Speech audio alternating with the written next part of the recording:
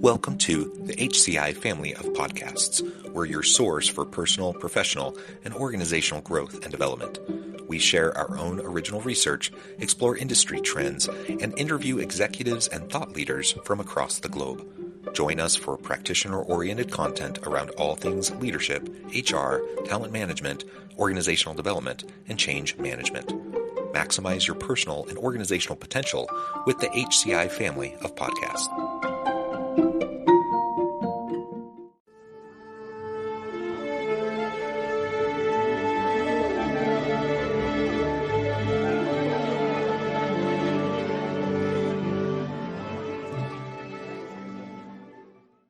Angela Johnson, welcome to the conversation today.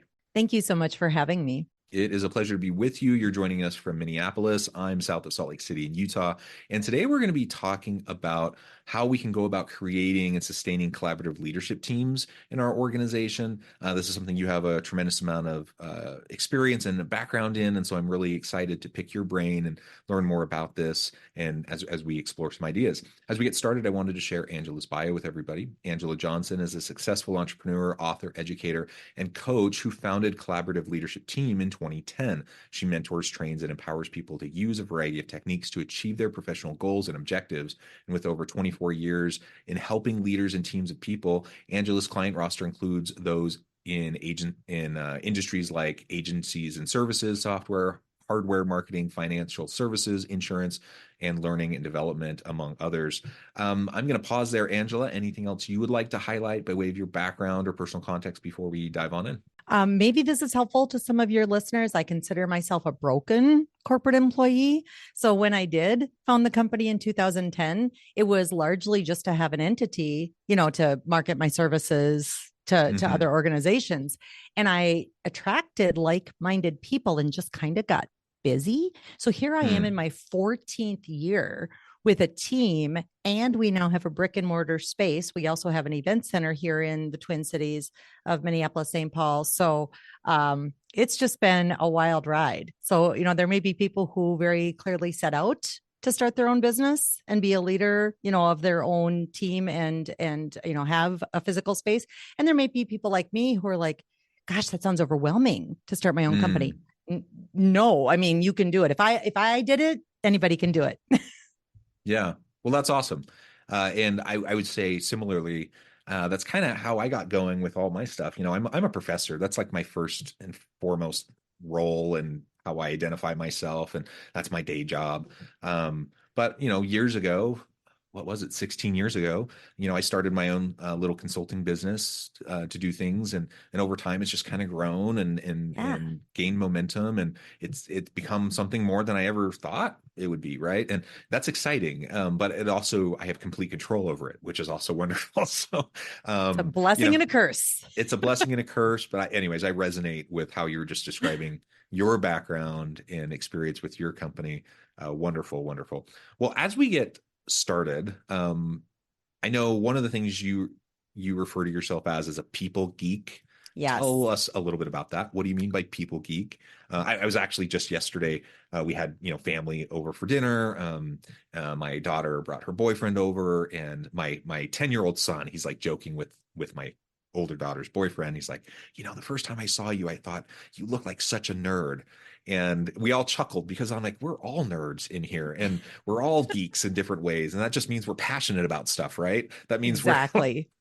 Like we pay attention to things more than maybe the average person does. So anyways, what do you mean by people geek? How does that relate to the work that you do?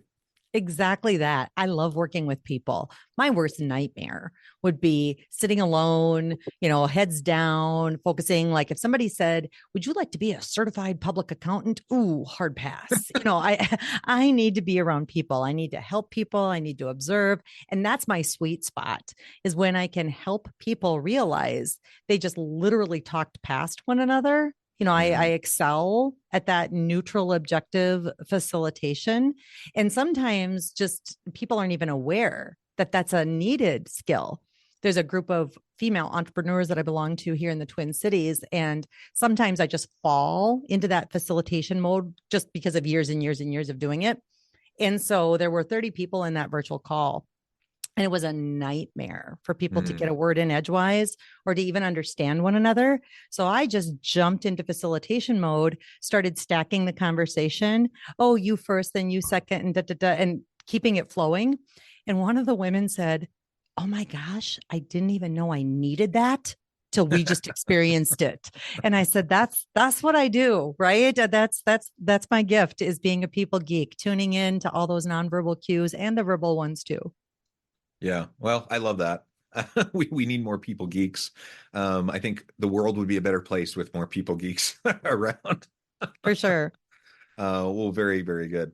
All right. So tell us a little bit more about collaborative leadership. Your organization, you already gave us a little bit of a teaser about that, but you can go into that a little bit more. But why collaborative leadership? Why did you name it that? Why is that the focus of the work that you do? One of our core service offerings is how we help teams of people. It's one of the agile approaches called Scrum, which Mhm. is just a metaphor for a rugby like huddle, a scrummage, people working together. And when I named the company, I wanted to ensure that it wasn't specific to any domain, anything specific with software development, even though that's a popular use of our methods. I didn't want Scrum or Agile to be in the name because, sure, those are only two of the frameworks we leverage, but we leverage other things too. And the whole point is for people to collaborate, people to work together. And I certainly am the founder. And if you looked at, the paper and the business filing and all that happy stuff, it does say Angela Johnson, CEO, Angela Johnson, president and founder. I very much take input from others on my team. And so this isn't my company, it's our company. And we can help others by bringing other disciplines in. So we wanted the name to be pretty agnostic. And so we primarily teach, coach, guide in that kind of space. But in 2019, right before a global pandemic, spoiler, we signed a lease for 8,000 square feet because we're like, Mm. you know what? Holding our events it's really starting to reflect poorly on our brand to go to a hotel where the acoustics are Mhm. terrible, or you pay $5 for a can of Coke, or it's dingy and dodgy furniture. So one of my team members literally said, "How hard could it be? Why don't we just do it for ourselves?" Famous last words, right? How hard could it be? So we opened this 8,000 square foot event center, and then a global pandemic shuts us down, and most of our services flipped virtual. So one of the things that we did is we started marketing the space out to other people, not like a co-working space, because we don't lock people into memberships or community or any of that nonsense. We're pay Mhm. to play. So, oh, you just want to hold a training event? Boom, we got you. Oh, you just want a desk for a day with a door? We got you. And that little side hustle has kind of Mm. become the main event right now. So thank goodness for that lease. It kept us disciplined. Isn't it amazing how things like that can emerge when it's not our plan at all? Mm-hmm. And all of a sudden, like a core piece of your business or a core activity, emerges from the mess, of, like, in this case, the global pandemic. I can only imagine how much you were sweating, um, in the early days of the Or pandemic throwing up. when everything shuts down, Right? right? And we got to flip a couple of these little offices. I'm sitting in one of them right now talking with you. We got to flip them into a studio with a professional microphone and beauty lights so you can't see my wrinkles, and acoustic panels. That way we can provide a higher quality experience for our virtual trainings too. All right. So as you create the space, right, for these collaborative work environments, whether it's virtual or in person, or even just I need a day to work in an office, um, you also do a lot of support around creating these collaborative leadership teams. You talked about Scrum, right? And I know you Mm-hmm. do work around what you call the Scrum Master Files. Tell us a little bit more about that. The Scrum Master Files is the name of my book, and it's actually a collection of my early failings. I always Mm. say FAIL stands for first attempt in learning. So, what I've literally done is taken the case studies from when I was brand new, anonymized those, no non disclosures were violated, and put the reader firsthand walking them through that case study, and they get to identify what they would do if they were in that situation. But then more importantly, we talk about what did happen and what they could do next. Because if somebody's new to using Scrum, they're like, how do I know what to do? What does it look like? Hmm. What does it sound like? What if I find myself in a situation I've never been in before? And then, they have this wonderful little playbook to use. On the flip side of that, experienced graduates of mine have read that book and said, you must be talking about my company. Oh my gosh, I was in that exact situation. And I'm like, this is just universal, right? You all got people, you all got the same problems. So the people stuff is what's universal. And they loved having a kind of a third party, right? Telling them, try this, try this. So the book has really been kind of, for those graduates, for those coaches, those new Scrum Masters, finding themselves just needing a nudge in the right direction. And, I've heard a lot about Scrum in various agile methodologies and such. And I haven't really, there's been elements of these various things that I've tried to incorporate, but I've never like fully leaned into Scrum, for example. Maybe describe that for us a little bit more Mm-hmm. for anyone who I'm sure everyone listening has heard Scrum, right? But maybe not as familiar with the workings of it. And how can that connect with and help us to be more collaborative in our leadership approach? I mean, I hopefully it's probably obvious. Like, yeah, if you have these huddles, if you have these Scrum meetings, you're going to be more collaborative as a team. How can I use that as a leader to help make sure that I'm fostering an environment and a culture of collaboration? For sure. The first myth to bust is that it's all about software development, which isn't Mm-hmm. true. It's about product development.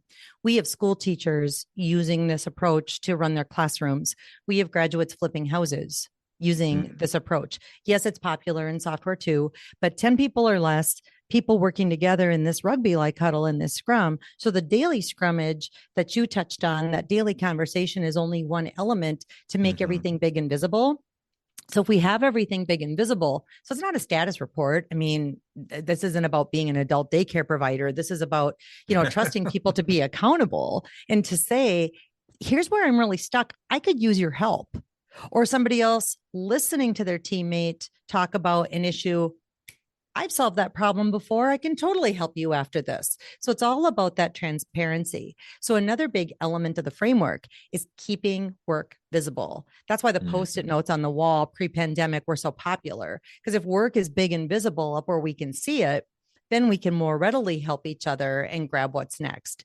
Now, with everything, flipping to virtual and people working remotely, everybody loves their tools. You can have these virtual post-its in a tool, but I call those information refrigerators because somebody has to go into them to get something out of them. So you can still, to the extent that you look at it, keep the work visible. But as a leader, the biggest piece of the framework that helps me is the ordered list. Because if everything is priority, nothing is. Somebody with the best of intentions might be working on something.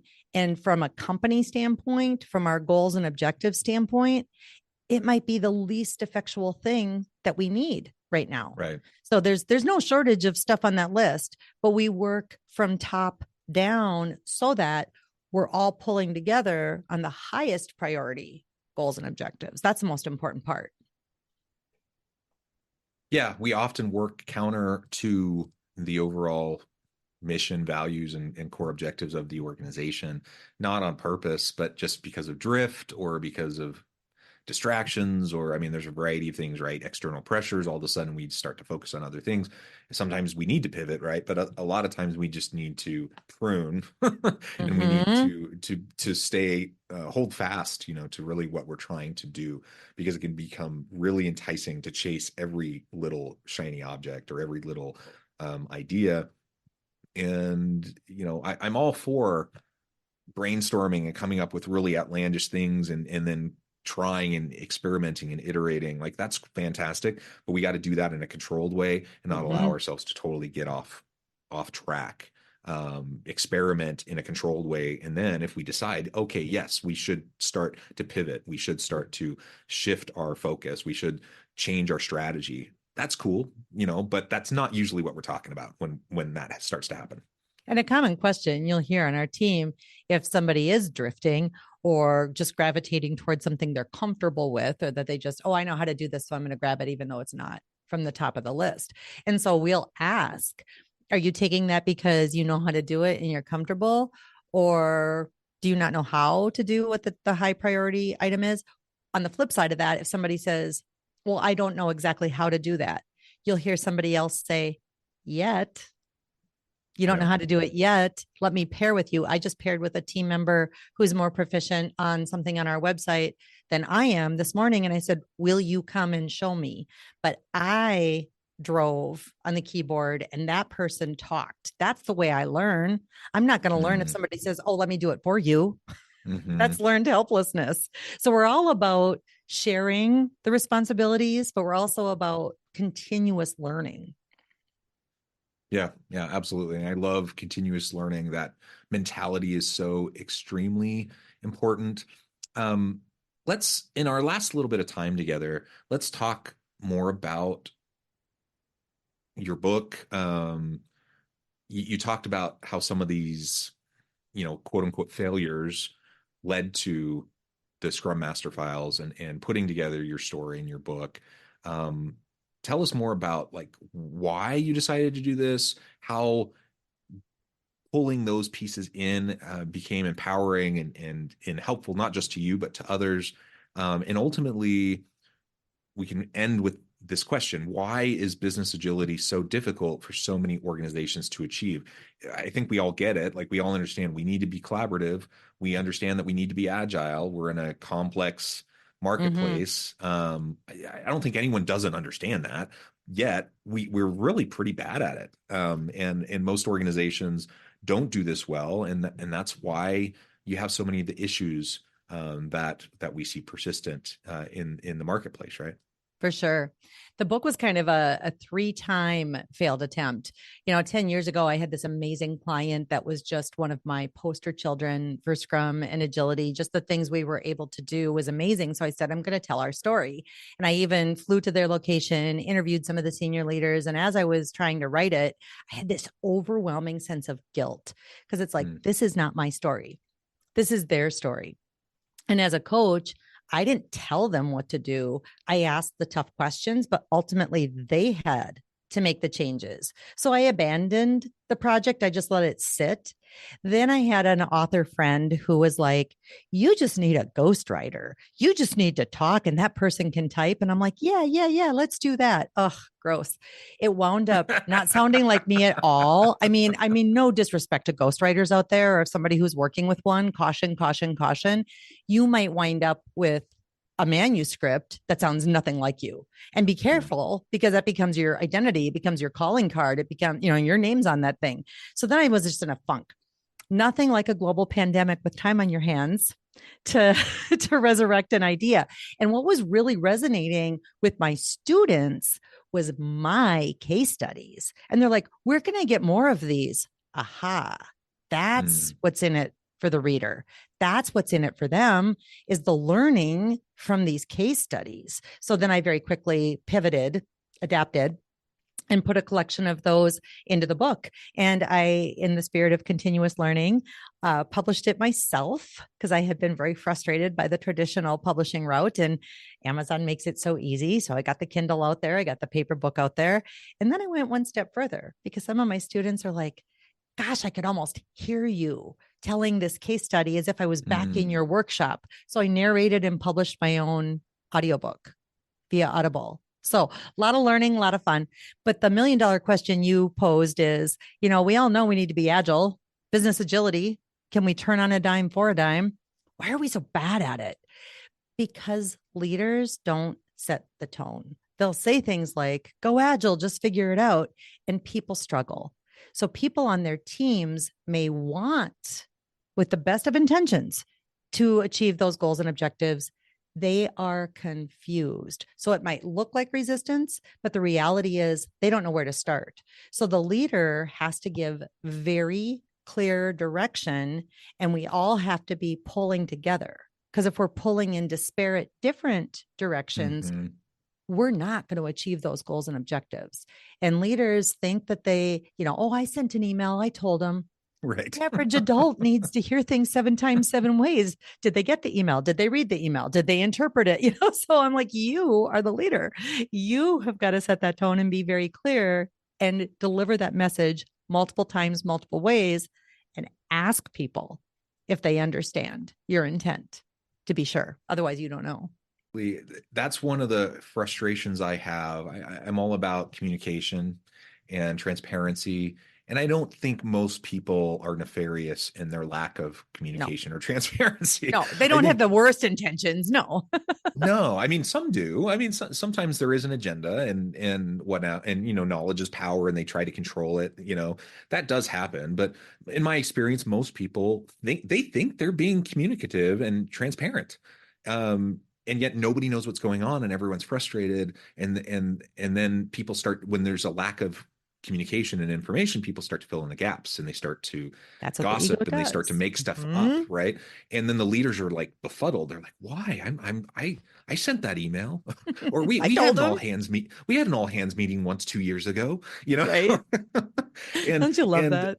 yeah, I mean it's just such a common. It's I would say it's almost like a caricature, except it's so common. It's not really a caricature. It's just really what ends up happening. And because most people just aren't paying attention to the consistency that needs to happen. So if you want to be collaborative, if you want to be agile, you have to communicate. You have to over communicate. Overly As you communicate. were describing earlier with these Scrum meetings, like it has to be present. Like people just have to know what's going on. And if people don't Hmm. know what's going on, of course it's going to be harder to work together towards mutual aims and objectives. People are going to start to do what they're comfortable with, what they're good at, maybe at the expense of what is necessary, and all of these other things start to fall. The important things fall by the wayside, and all of a sudden we have these types of problems that are so common within organizations. Well, Angela, I note the time. I need to let you go here in just a minute. Before we wrap things up for today, I wanted to give you a chance to share with the audience how they can connect with you, find out more about your work, your team, where they can find your book, and then give us the final word on the topic for today. Okay. We were joking at the beginning of this conversation about my wildly generic name.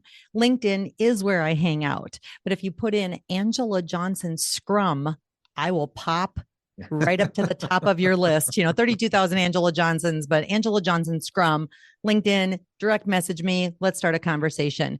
Collaborativeleadershipteam.com, of course, is our website, and the Scrum Master Files has its own website, scrumfiles.com, which you can check out if you would like. We have a free gift. You can download an easy way to get started with Scrum and Agile.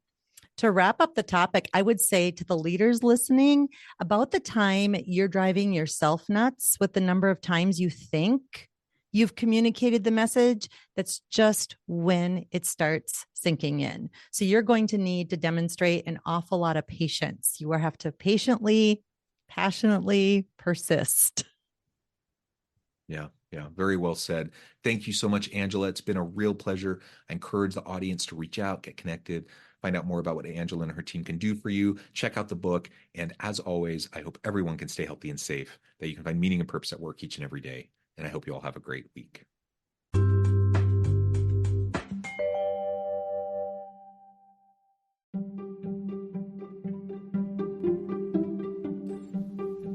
Thanks for joining us for this episode of the podcast. We hope you stay healthy and safe, and please join us again soon.